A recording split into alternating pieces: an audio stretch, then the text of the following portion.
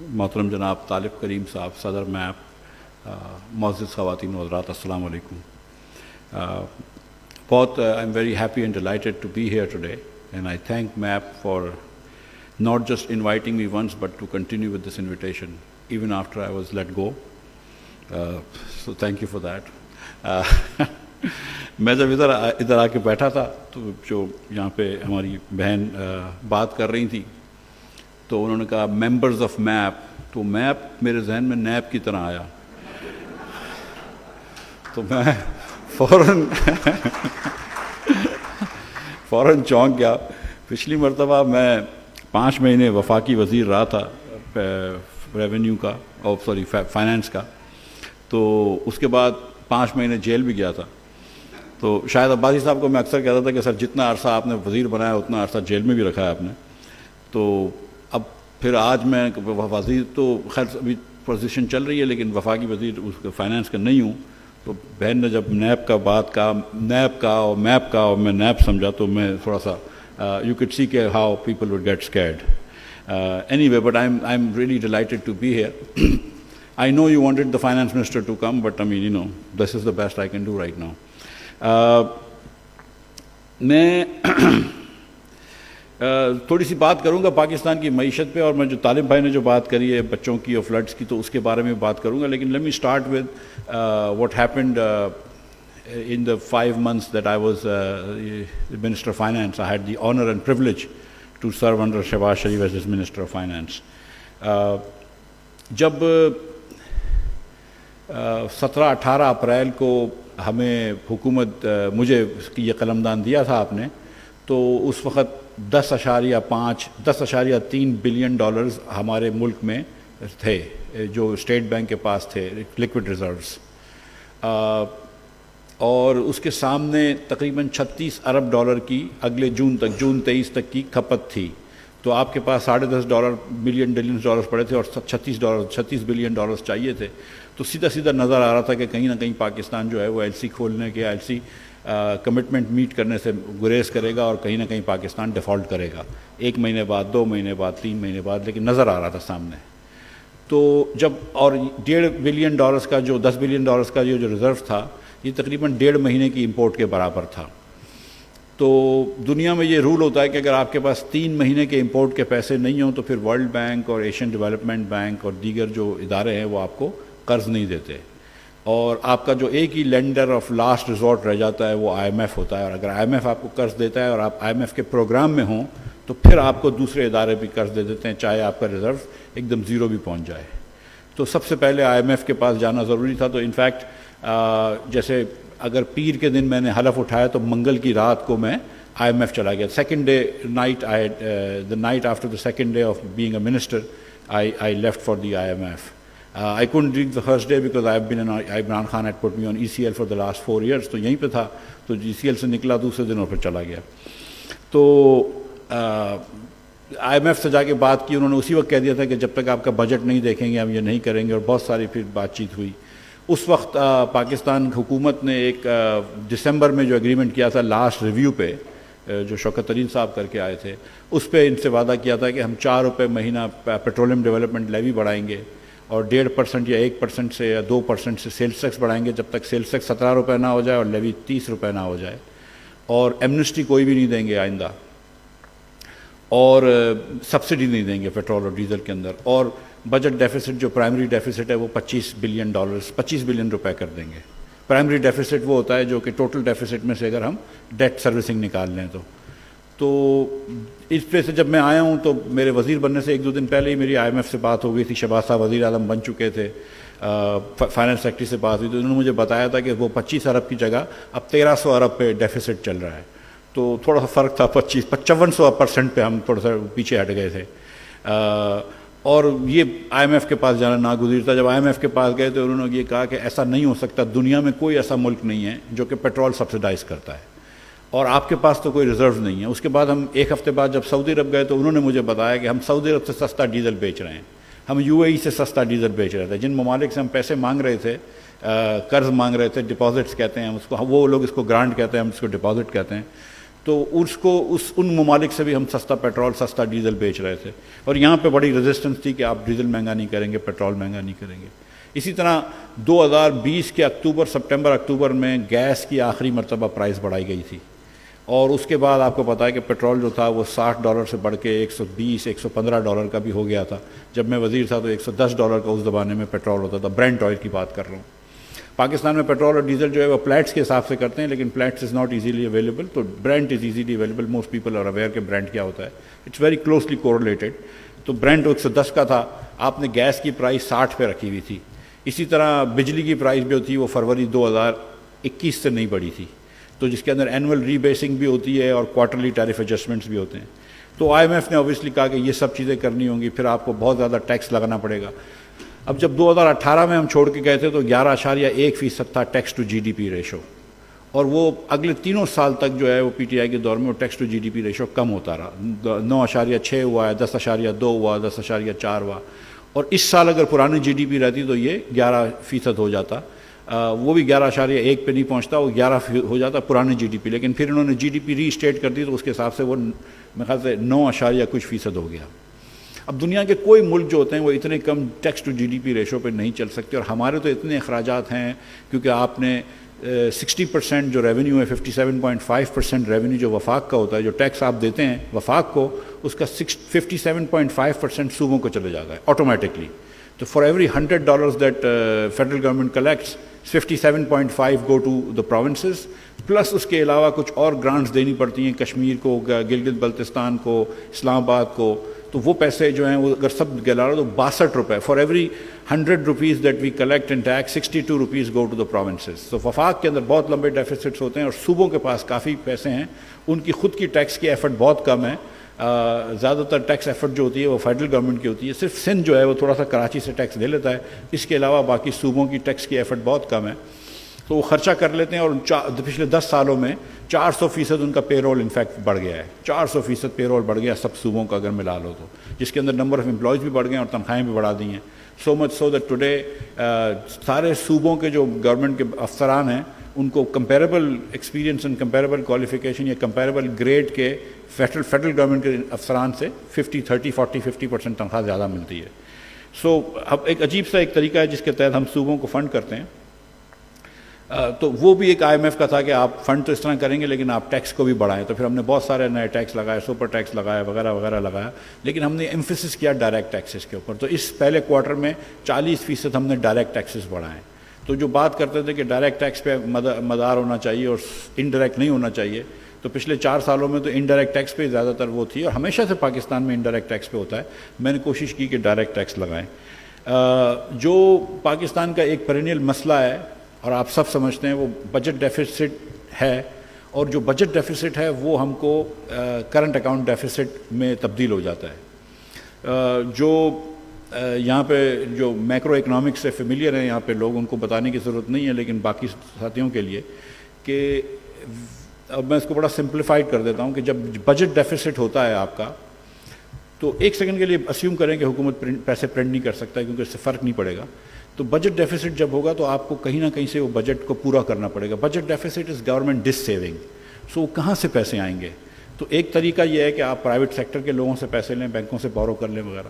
تو private sector کے پاس جتنی سیونگز ہوتی ہے وہی آپ بورو کر سکتے ہیں، لیکن جتنی سیونگز ہوتی ہے اس کے اندر اس کا انویسٹمنٹ بھی کرنا ہوتا ہے۔ پاکستان میں سیونگز اور انویسٹمنٹ تقریباً برابر ہے، تو ادھر پاکستان کے پرائیویٹ سیکٹر کے پاس اتنا پیسہ نہیں ہے کہ حکومت کے بجٹ ڈیفیسٹ کو فنڈ کر سکے۔ پچھلے سال مثال کے طور پہ 5,500 ارب روپے کا ڈیفیسٹ تھا، تو 5,500 ارب روپیہ اتنا نہیں ہوتا ہمارے پرائیویٹ سیکٹر کے پاس پیسے۔ تو وہ پیسے پھر کہاں سے آتے ہیں؟ وہ پیسے پھر آپ کو آئیں گے باہر کے ممالک سے۔ تو باہر کے ممالک سے کیسے پیسے آتے ہیں؟ وہ جو ایکسپورٹ ہوتا ہے باہر کے ممالک سے مائنس جو آپ ایکسپورٹ کرتے ہیں، اس ڈفرینس کو جو ہے وہ سیونگز ہوتی ہے جو باہر کی، جو وہ آپ کو دیتے ہیں تاکہ آپ اپنا خرچہ پورا کر سکیں۔ That is your current account deficit, but that's foreigners giving their savings to you to fund your budget deficit. So budget deficit جس کو ٹوئن ڈیفیسٹ کہتے ہیں، eventually leads to current account deficit. تو ہمارے یہاں ہر سال کرنٹ اکاؤنٹ ڈیفیسٹ بہت زیادہ ہوتا ہے۔ پچھلے سال مثال کے طور پر آپ کے جو امپورٹ تھی وہ $80 بلین کی تھی، اور ایکسپورٹ صرف $30 بلین کی تھی، اور ریمیٹنس 30 بلین کی گن لو، اس کو آپ سمجھ لیں لیبر ایکسپورٹ کہہ لیں، تو 60 بلین کی آپ کی ایکسپورٹ ارننگس تھی، آپ کا خرچہ 80 بلین ڈالرز کا تھا. تو ظاہر ہے کہ 20 بلین کی کمی ہو گئی which is called current account deficit. وہ تھوڑے بہت آگے پیچھے ایڈجسٹمنٹ کر لو تو 17.5 بلین ڈالرز کا کرنٹ اکاؤنٹ ڈیفیسٹ ہے. اور یہ پہلی مرتبہ نہیں ہے کہ اتنا کرنٹ اکاؤنٹ ڈیفیسٹ ہوا ہے. مشرف صاحب کے زمانے میں 2008 میں جب وہ چھوڑ کے گئے تھے، ان کا آخری سال تھا، تو کرنٹ اکاؤنٹ ڈیفیسٹ جو تھا وہ 8.1% تھا ہمارے بجٹ کا، which was the highest ever. اس وقت یہ جو حجم میں تھا وہ 11.5 بلین ڈالرز تھا، 11.7 بلین ڈالرز. پھر جب 18 میں ہم چھوڑ کے گئے تھے مسلم لیگ، تو اس وقت current account deficit was 6% of G D P, the second highest, and that was in quantum 19 billion dollars. اور پھر اس کے بعد بہت کرٹیسائز ہوا مسلم لیگ کے اوپر پی ٹی آئی کی طرف سے خاص طور پہ کہ کرنٹ اکاؤنٹ ڈیفیسٹ بہت زیادہ ہے، اور ایک ہی صرف اسٹیٹسٹک دیکھتے تھے کہ کرنٹ اکاؤنٹ ڈیفیسٹ کو دیکھ رہے تھے. اور پھر جب پی ٹی آئی چھوڑ کے گئی تو current account deficits 17.5 billion dollars کا ہو گیا، وہیں آ کے کھڑا کر دیا. سو یہ it is not a party issue. آپ نے دیکھا ہے، میں آپ کو پیچھے بھی جا سکتا ہوں تاریخ میں، کہ ہر حکومت جب جا رہی ہوتی ہے تو کرنٹ اکاؤنٹ ڈیفیسٹ بہت زیادہ چھوڑ کے جاتی ہے. اور current account deficit is basically when you have such a high current account deficit then you have to try and slow down the economy. کوئی اور چارہ نہیں ہوتا اس کا، رائٹ. تو جب آپ معیشت کو سلو کر رہے ہوتے ہیں تو دس از لائک اے بسٹ. تو we go through what is called a boom bust cycle, کہ اب آپ نے معیشت سلو کری، آپ نے بہت سارے ٹیکس لگا دیے، بہت سارے بیلٹ ٹائٹننگ کری، اور آپ نے پھر کرنٹ اکاؤنٹ ڈیفیسٹ کو کنٹرول میں لیا. جیسے آپ نے کنٹرول میں لیا، اس کے بعد پھر آپ سیاسی گورنمنٹ ہوتی ہے، کوئی بھی گورنمنٹ ہوتی ہے تو بولتی ہے گروتھ کی طرف جاؤ. جب آپ گروتھ شروع کرتے ہیں فوراً امپورٹ بڑھ جاتا ہے، دین اگین 1-2 سال کا گروتھ اسپرٹ آتا ہے، and then you again go through a bust where you have to reduce the size of the economy, reduce the import demand. یہ کیوں ایسا ہوتا ہے؟ اس کی ایک وجہ یہ جو مجھے سمجھ میں آتی ہے کہ ہمارا جو گروتھ ماڈل ہے وہ غلط ہے. جو ہمارا گروتھ ماڈل ہے وہ امپورٹ سبسٹیٹیوشن پہ ڈرائی کرتا ہے. اور ہم جو ایک ہی ماڈل ہمارے پاس ہے، سارے وزراء یہی سوچتے ہیں، فائنانس منسٹرز کے یار یا بینک گورنرز، کہ کہیں سے معیشت کو چلانے کے لیے آپ پہلے مینوفیکچرنگ چلاتے ہیں، تو آپ مینوفیکچررز کو مراد دیتے ہیں. پچھلے ٹرم کے اندر ٹرف لونز دیے تھے مثال کے طور پہ، آپ نے ٹرف لونز دے دیے 570-580 ارب کے، اور اس پہ بہت ساری آرگیومنٹ ہو سکتی ہیں اس کے حق میں بھی. لیکن اس سے یہ ہوتا ہے کہ آپ نے امیر ترین لوگوں کو آپ نے 1% پہ لون دے دیا. آج حکومت پاکستان 16% پہ بورو کر رہی ہے، لیکن امیر ترین لوگوں کو ہم نے 570 ارب روپیہ 1% پہ لون دیا ہے. آپ نے کہا انفیکٹ فیکٹری لگانے کے لیے، لیکن بہرحال 1% پہ دیا ہے.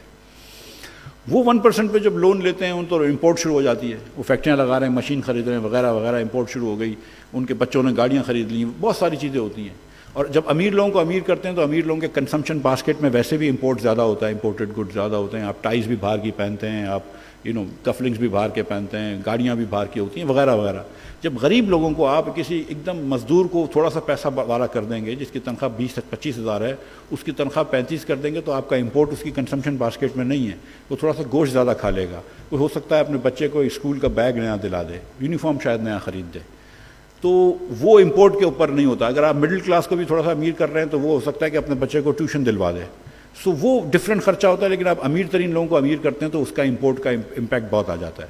اب جب امپورٹ کا امپیکٹ آتا ہے تو اس کے بعد آپ کو معیشت سلو کرنی ہوتی ہے. جب معیشت سلو کرتے ہیں تو سب سے پہلے نوکری تو اس مزدور کی جاتی ہے نا، جب جو آخری شفٹ پہ کام کر رہا ہوتا ہے. سو ہمارا گروتھ ماڈل ہی الٹا ہے. اور پھر جب آپ امپورٹ سبسٹیٹیوشن کرتے ہیں تو آپ کمپیٹیٹیو نہیں ہو سکتے. پاکستان کے اندر اتنی ہم نے وہ لگائی ہوئی ہیں barriers to entry for selling goods in Pakistan. مثال کے طور پر میں not to just take somebody but I just take an example of گاڑیاں یہاں بنتی ہیں، اور 85-80 سے دہائی کی گاڑیاں، 90 کی دہائی سے گاڑیاں بن رہی ہیں. گاڑی میں کوئی ایکسپورٹ نہیں ہوتا. ایک گاڑی والے کو میں نے بلایا، میں کہا یار کچھ تو ایکسپورٹ کرو، تم کر لو، تمہارے وینڈرز کر لیں. وہ بیچارے نے کہا کہ اچھا ہم کو 3 مہینے دو. اس کے کچھ جیپنیز پرنسپل کو بھی ہم نے بلایا کہ 3 مہینے بعد ہم آپ کو پلان دیں گے. ابھی تک تو پلان نہیں دیا تھا. تو اس کے بعد ایک دن میرے پاس آیا کہ مفتاح بھائی میں نے ایک ایکسپورٹ کر لیا، ایک ایکسپورٹ کا آرڈر لے لیا. میں نے کہا کس چیز کا ایکسپورٹ کا آرڈر لیا ہے؟ بولتا میں نے ڈائریکٹلی نہیں لیا، کہ میرے وینڈر نے لیا. میں نے کہا کس چیز کا؟ بولتا کارپیٹس کا. تو ایجپٹ میں ہم گاڑی کے اب کارپیٹس بھیج رہے ہیں. کم از کم یہ میرا کنٹریبیوشن ہے کہ میں نے پوچھ کر کے ایجپٹ میں گاڑی میں کارپیٹ بھجوائے. بٹ کارپیٹ تو یہاں پہ 800 سال سے پاکستانی بنا کے بیچ رہے ہیں. مطلب آپ سوچیں. لیکن دا تھنگ از کہ اچھا اب $2 بلین کی گاڑیاں آتی ہیں، $2 بلین کے موبائل فون آتے ہیں. موبائل فون پہ کیا ٹیکنالوجی لگی ہوئی ہے؟ یہاں پہ کیا اسمبلی ہوتی ہے؟ آپ نے صرف 2 اسکرو سے اسمبلی کرنا ہے نا. تو کیا ویلیو ایڈیشن ہے؟ جتنی ویلیو ایڈیشن اتنی ہوتی ہے اتنا تو پروٹیکشن آپ نے دیا ہوتا ہے. 10% کا پروٹیکشن دیا گاڑی والوں کو, جو پروٹیکشن آپ نے دیا ہوا ہے, مطلب جو بڑی گاڑی اگر آپ 5000 سی سی کی لیتے ہیں تو میرے خیال سے 400-500% کا پروٹیکشن ہے. جتنی ہر گاڑی پہ اتنا پروٹیکشن ہوتا ہے 100-200%. تو اتنی تو ویلیو ایڈیشن نہیں ہوتی ہے. So they have no reason to become efficient. میں ایک اور بات کر رہا ہوں, ایک اور بہت بڑی فیملی ہے, بہت بڑے لوگ ہیں, وہ میرے پاس آئے ان کے بیٹے کہ ہم ایک بہت بڑا پلانٹ لگا لیں پولی پروپلین کا, اور 5 لاکھ ٹن کا ہے, وچ از جو جب ان کا پلانٹ لگتا تو پاکستان کی ڈیمانڈ بھی 5 لاکھ ٹن ہوتی. اور انہوں نے مجھے کہا کہ مجھے 20% ڈیوٹی پروٹیکشن چاہیے. ابھی میں وزیر نہیں تھا, لیکن 6 مہینے 8 مہینے پرانی بات ہے. تو میں کہا 20% ڈیوٹی پروٹیکشن چاہیے تو ڈاؤن اسٹریم تو مر جائیں گے, یہ کیوں چاہیے آپ کو؟ بولتا میں کمپیٹ نہیں کر سکتا ہوں چائنا سے جہاں پہ 1 ملین ٹن کا پلانٹ ہے. تو میں کہا آپ بھی 1 ملین ٹن کا پلانٹ لگا لو, پیسے کی کمی تو نہیں ہے آپ کے پاس. لیکن پاکستانیوں کی سوچ یہ ہے کہ جو بنائیں گے وہ پاکستان میں بیچ دیں گے اور ایکسٹرا پروفٹ کریں گے, باہر دنیا سے کمپیٹ نہیں کرتے. تو پھر ایز اے رزلٹ یہ ہوتا ہے کہ ایک ٹیکسٹائل انڈسٹری ہماری ہے جو کہ سیریسلی آئی اپلاڈ دیم کہ وہ آج بھی دنیا میں کھڑے ہیں اور ایکسپورٹ کر رہے ہیں. بٹ ایک انڈسٹری جو ہے وہ 2/3 ایکسپورٹ کرتی ہے اور کوئی ایکسپورٹ نہیں کرتا. ٹوٹل پاکستان کی یہ 23 کروڑ کے ملک میں, صرف 23 کروڑ کے ملک میں صرف ٹوٹل ایکسپورٹ جو ہے وہ 30 بلین کی ہے. وہ جو 10-12 لاکھ پاکستانی باہر کام کر رہے ہیں 30 بلین تو وہ آپ کو بھیج دیتے ہیں. اور جب 30 بلین کا آپ ایکسپورٹ کرتے ہیں اور 30 بلین آپ کی ریمیٹنس آتی ہے تو پھر آپ کا کوئی حق نہیں ہے 80 بلین کا امپورٹ کرنے کا. پھر آپ کو اپنی چادر دیکھ کے پیر پھیلانے چاہیے. اور میں جب کراچی چیمبر گیا تھا وہ مجھے بول رہے تھے کہ سر یہ کون سی اکنامکس ہے کہ آپ نے امپورٹ اتنا روکا ہوا ہے. تو میں اس پہ عذرائے مذاق کہہ رہا تھا لیکن سیریس بھی کہہ رہا تھا. میں کہا you don't need a PhD in economics like I do to understand, but you need to be a human to understand کہ it makes no sense. If you have an $80 billion import, then you should either have an export of $80 billion or you should have to cut down something. اپنی چادر دیکھ کے پیر پھیلانے میں اس میں کیا اس میں نئی کرتب تھی. تو یہ ہم نے کوشش کری پچھلے 4-5 مہینے میں امپورٹ کے اوپر ریسٹرکشنز ڈالے, کیونکہ ایکسپورٹ فوراً نہیں بڑھ سکتا تھا, کہ جب تک ہم اتنا ایکسپورٹ نہیں کر سکیں گے تو ہم اتنا امپورٹ نہیں کر سکتے. جب لوگ بات کرتے ہیں سیاستدان, آئی جسٹ 1 سیکنڈ کے لیے, کہ وہ حقیقی آزادی کی بات کر رہے ہیں, آپ پوری دنیا میں تو جا رہے ہیں پیسے مانگنے کے لیے, کبھی اس سے ادھار لے لیا کبھی اس سے ادھار لے لیا, تو پھر تھوڑا سا اگر ایکسپورٹ ہی کر لیں. So we have to somehow reorient ourselves towards an export industry. اور میں تو پرائم منسٹر صاحب کو کہہ رہا تھا کہ 5% مجھے ٹیکس لگانا دو جو 10% اپنا کمپنی کا ایکسپورٹ بھی نہیں کرتے. Force people to export. And let's 1960 کی دہائی کا میں یہ جب کچھ عرصے تک جیل رہا تھا تو کتابیں بڑی پڑھی تھی. تو سالیٹری کنفائنمنٹ میں that's the only thing you can do. تو ایک کتاب پڑھی تھی, تو اس میں یہ تھا کہ جنرل پارک صاحب جب ہاؤ ایشیا ورکس کتاب کا نام تھا, جنرل پارک جب کوریا میں آئے تھے اور انہوں نے مارشل لا لے کے آئے تو انہوں نے 1960 کی دہائی میں تو انہوں نے سب کمپنیز کے اونرز کو ایک ہوٹل میں بند کر دیا اور بک ویلیو پہ کمپنی لکھوا لی اور کہا کمپنیاں لوں گا نہیں, تمہاری ٹیک اوور نہیں کروں گا, لیکن اگر تم ایکسپورٹ نہیں کرو گے تو لے لوں گا. اور پھر انہوں نے کنسٹرکشن کمپنیز کو بھی فورس کیا کہ جاؤ کسی اور ملک میں جا کے ایکسپورٹ کرو, وہاں جا کے ہائی ویز بناؤ, وہاں جا کے انفراسٹرکچر پروجیکٹس کرو. So we have not really you guys are such experts in marketing, لیکن ہم نے ایکسپورٹس کے اندر کوئی برانڈ اسٹیبلش نہیں کری, کوئی ایکسپورٹ نہیں کر پائے. ریئلی ہم Pakistanis as a nation have failed to export.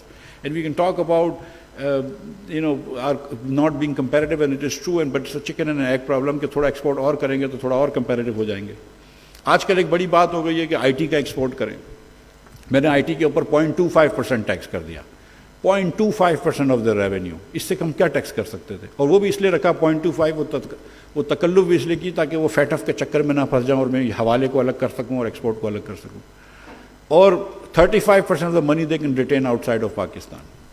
اتنی ہم نے فیسلٹی دی ہے.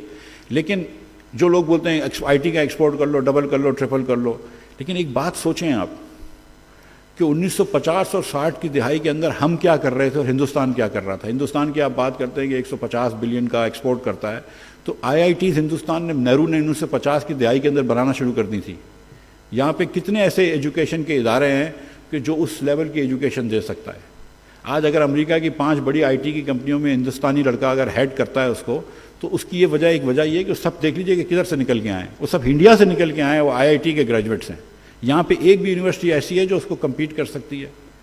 ایک پاکستانی ایسا اکانومسٹ ہے پاکستان میں پیدا ہوا ہوا, پاکستان میں پیدا سے مراد ہے کہ پاکستان میں پڑھا ہوا, جو کہ کوارٹرلی جرنل آف اکنامکس میں یا جرنل آف پولیٹیکل اکانومی میں یا اکانومیٹرکا میں آرٹیکل لکھتا ہے. ایک پاکستانی ایسا فزسسٹ ہے جو کہ فزکس کے ٹاپ جرنل کے اندر آرٹیکل لکھتا ہے جو پاکستان سے پڑھا ہوا ہے؟ کوئی بھی نہیں ہے، مطلب کوئی پڑھا ہی نہیں ہے آپ کے. میں سچ بتا رہا ہوں آپ کو کہ میٹرک پاس بچے دو، اب چھوڑ دیجئے کہ کون سی انگریزی بول سکتا ہے کہ نہیں بول سکتا، دو جملے اردو میں نہیں لکھ سکتا جو گورنمنٹ اسکول سے میٹرک پاس بچہ نکلا ہوا ہے. میٹرک پاس بچہ پرسنٹیج نہیں نکال سکتا، تو وہ پھر ملک کیسے آگے بڑھے گا؟ اور یہاں پہ ابھی اس بات پہ بحث ہوتی ہے کہ اردو میں پڑھانا ہے یا انگریزی میں پڑھانا ہے یا سندھی میں پڑھانا ہے یا پتہ نہیں کس زبان میں پڑھانا ہے. ہم تو یہ بیسک کنسنسس نہیں کر سکے. جس آدمی کو بیچارے کو، جس بچے کو اردو نہیں بولنے آتی، اس کو آپ انگریزی میں پڑھا رہے ہیں، لیٹ الون کہ اس کی مدر ٹنگ میں، پوری دنیا بولتی ہے مدر ٹنگ میں پڑھاؤ، ہم نہیں پڑھاتے. مطلب سیریسلی، مطلب we don't take education seriously at all.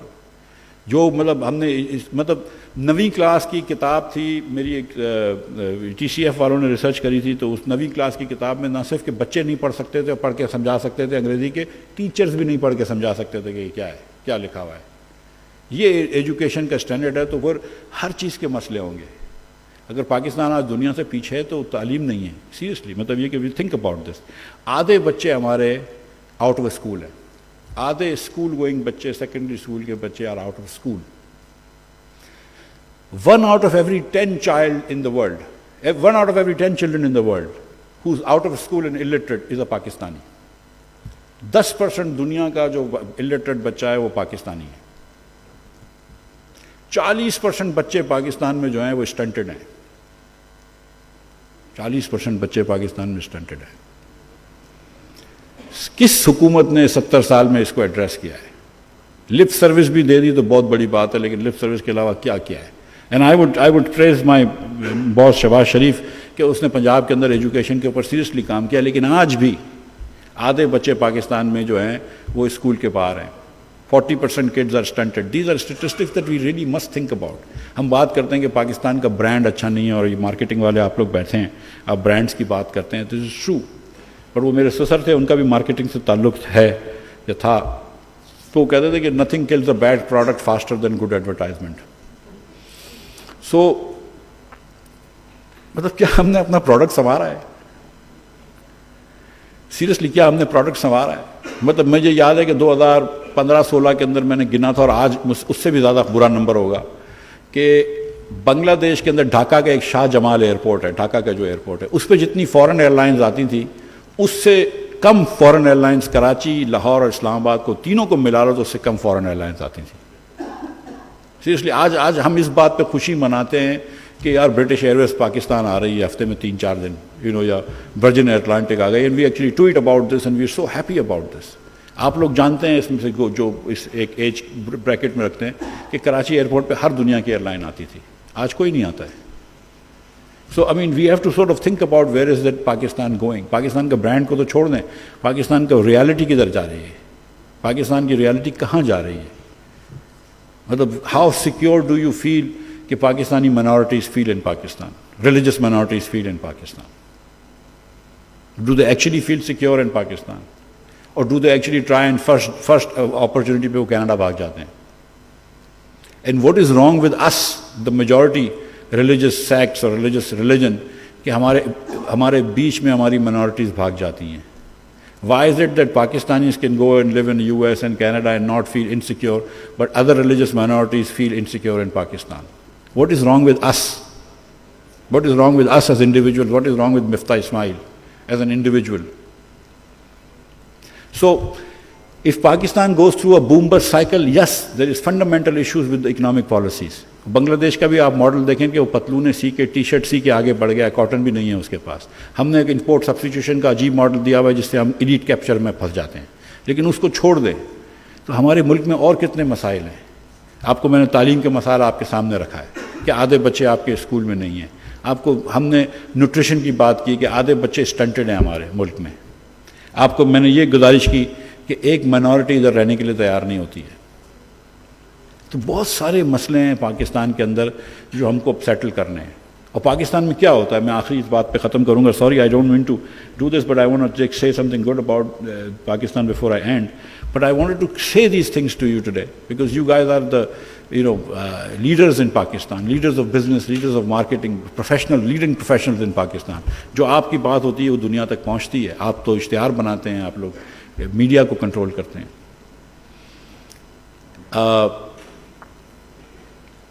Media کے کنٹرول پہ میں 1 سیکنڈ بات کروں گا, 1 سیکنڈ کے لیے. لیکن اگر پاکستان کو آگے بڑھنا ہے نا, تو میں سمجھتا ہوں کہ 4 چیزیں کرنی ہوں گی. ایک تو میں نے ہمیشہ سے میں کہتا ہوں کہ ایکسپورٹ پہ توجہ دینی ہوگی, اس میں کوئی ڈاؤٹ نہیں ہے. نمبر 2, ہم کو ایگریکلچر کو بہتر کرنا ہوگا. پاکستان ایک ایگریکلچر ملک ہے, ہم کہتے ہیں کہ ایگریکلچر ملک ہے. $4.5 بلین کا لاسٹ ایئر ہم نے خوردنی تیل امپورٹ کیا ہے. ہم کاٹن امپورٹ کر رہے ہیں, $2 بلین کی کاٹن امپورٹ کی ہے. ہم چنے اور دال امپورٹ کرتے ہیں, $1 بلین کے اوپر چنے اور دال امپورٹ کرتے ہیں. ہم کینیڈا سے تو امپورٹ کرتے ہیں چنے اور دال, کیونکہ چلو کینیڈا میں فارمنگ بہت ایفیشینٹ ہے. ہم ایتھیوپیا سے بھی امپورٹ کرتے ہیں, اس کا مطلب ہے کہ ایتھیوپیا کی بھی فارمنگ ہم سے زیادہ ایفیشینٹ ہے. ہم ہر فارم پروڈکٹ کے اندر ورلڈ ایوریج سے نیچے ہماری پروڈکٹیوٹی ہے, ہندوستان سے نیچے ہے. ایکسیپٹ کو ایک آدھ چیز ہے, میرے خیال سے کون کے اندر ہم ہندوستان سے آگے ہیں, باقی ہم ہندوستان سے پیچھے ہیں. ہم چائنا سے تو بہت زیادہ پیچھے ہیں, بیسٹ ان کلاس سے ہمیشہ پیچھے ہیں. تو چاہے وہ چاول ہو, چاہے وہ گندم ہو, چاہے وہ شوگر کین ہو, ہم ہر چیز میں ہمیں پروڈکٹیوٹی کم ہے پاکستان کی. But we call ourselves an agriculture country. So we need to improve our agriculture, we need to improve our education, we need to live within our means. It's not really a rocket science thing. We really need to live within our means. اگر آپ نہیں کر سکتے export تو نہیں کر سکتے export تو پھر نہ کریں اتنا import. And finally, we need to educate our children. وہ کہتے تھے, ایرسٹاٹل کہتا تھا کہ the most important job in the universe or the world is parenting. کہ if parents can raise their children well, in one generation all of society's problems will be solved. And think about this, all of society's problem will be solved in one generation if parents can do these things well. Today, that job has become education, because parents are not the only one who educate their children. The society does, the teachers do, the media does. Are we educating our children correctly? مطلب یہ جو ہم حکومت کے افسر اسکولوں سے بچے نکال رہے ہیں, اور چھوٹی سی 4, 5, 6 پرائیویٹ اسکولس کو چھوڑ دیں تو ہم جو بچے نکال رہے ہیں, کیا وہ آگے لے کے جاتے ہیں؟ میں نے کچھ عرصے پہلے ایک ٹیڈ ٹاک دی تھی before I became a minister. It was called the 1% republic. میں کہتا تھا کہ پاکستان کو اسلامک ریپبلک نہیں بولنا چاہیے, 1% ریپبلک بولنا چاہیے, کیونکہ 1% elite control every thing in Pakistan. ایک اسکول ہے لاہور میں, ایچسن کالج. آدھی کابینہ جو ہے وہ اس کالج سے آتی ہے, آدھی کابینہ آپ کی اس کالج سے آتی ہے, مور اور لیس آن ایوریج. ایک اسکول کراچی میں, کراچی گرامر اسکول, آدھے پاکستان کے امیر بچے جو ہیں وہ اسکول سے آتے ہیں. اگر نہیں ہے تو 70% جو کراچی کے امیر لوگ ہیں ان کے بچے اسی اسکول میں جاتے ہیں. ایک اسکول کراچی میں, ایک اسکول لاہور میں, دیٹس اٹ. 2 ایلیٹ اسکول ہیں پاکستان میں. ایک آدھ چھوٹی سی حسن عبدال ہوگی, کچھ اسلام آباد امریکن اسکول سے بچے نکل کے آ جاتے ہوں گے تھوڑے بہت. بٹ یہ پورے پاکستان 23 کروڑ کے ملک میں آپ 2 اسکولیں گرا سکتے ہیں جس کے اندر سے آدھے امیر بچے آ رہے ہیں اور آدھے حکومت کے منسٹرز آ رہے ہیں. تو ڈو یو ناٹ سی کہ there is something wrong with Pakistan, کہ بہت زیادہ ایلیٹ کیپچر ہے. آپ دیکھیں کہ یہ بل گیٹس کے باپ کا تو کوئی امیر آدمی نہیں تھا. یہ جتنے بھی امریکہ میں امیر آدمی تھے, اسٹیو جابس تو امیگرنٹ کا بچہ تھا, کوئی امیر آدمی تھے. ہمارے یہاں جتنے بھی امیر لوگ ہیں, اب میں نام نہیں لیتا ہوں ان کے والدین بھی امیر تھے, ان کے دادا بھی امیر تھے, ان کے داداؤں کے نام سے ہم جانتے ہیں. بہت شاذ و نادر یہاں پہ کوئی ایک جنریشن کے اندر کر لیتا ہے. پاکستان میں تو کوئی سوشل موبلٹی نہیں ہے. سو تھوڑی سی سوسائٹی کو کھولنا پڑے گا, تھوڑا سا ہم کو اپنے آپ کو دیکھنا پڑے گا. دوسروں کو گالیاں دینا بڑا آسان ہوتا ہے, لیکن تھوڑا سا ہم کو اپنے آپ کو بھی دیکھنا پڑے گا کہ ہم کیا کر رہے ہیں. لیکن اگر ہم چوتھی چیز نہیں کریں گے, پہلے 3 چیز میں آپ سے کہہ چکا ہوں, live with in your means, exports and agriculture. But 4th thing, اگر بچوں کو ایجوکیٹ نہیں کریں گے, اپنے ہر بچے کو, ناٹ کہ میں اپنے 3 بچوں کو ایجوکیٹ کر لوں, آپ اپنے 2 بچوں کو ایجوکیٹ کر لیں. ہر پاکستانی بچے کو جب ہم ایجوکیٹ نہیں کریں گے, اور اسٹنٹڈ بچے کو ایجوکیشن نہیں دے سکتے, لیکن ہر بچے کو ایجوکیٹ نہیں کریں گے تو پاکستان کیسے آگے بڑھے گا؟ تو either we are a nation or we are not a nation. Either we are a group of individuals or we are a nation. If we are a nation, we have to educate all of our children. And all of us have to make sure that all of our children are educated. All of us have to make sure that all of our children are educated.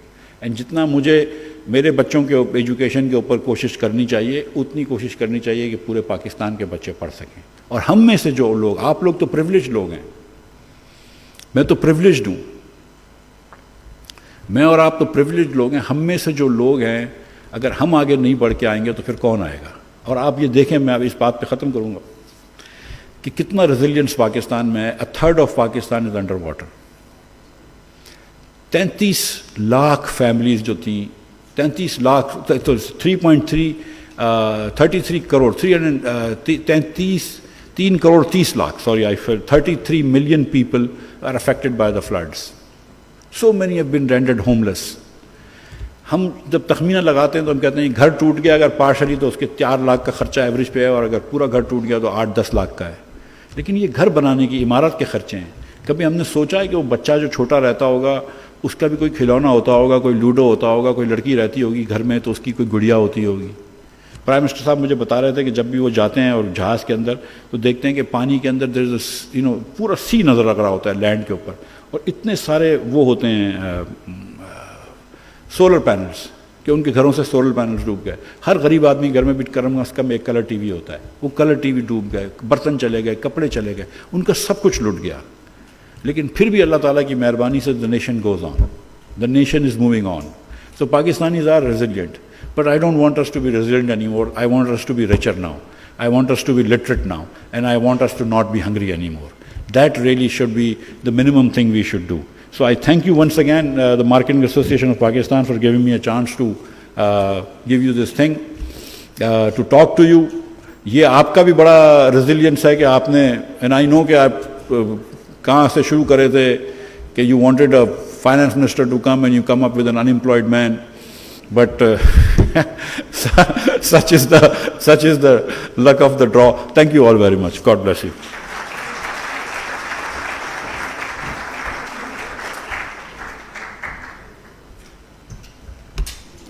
Thank you, sir, for gracing us with your presence.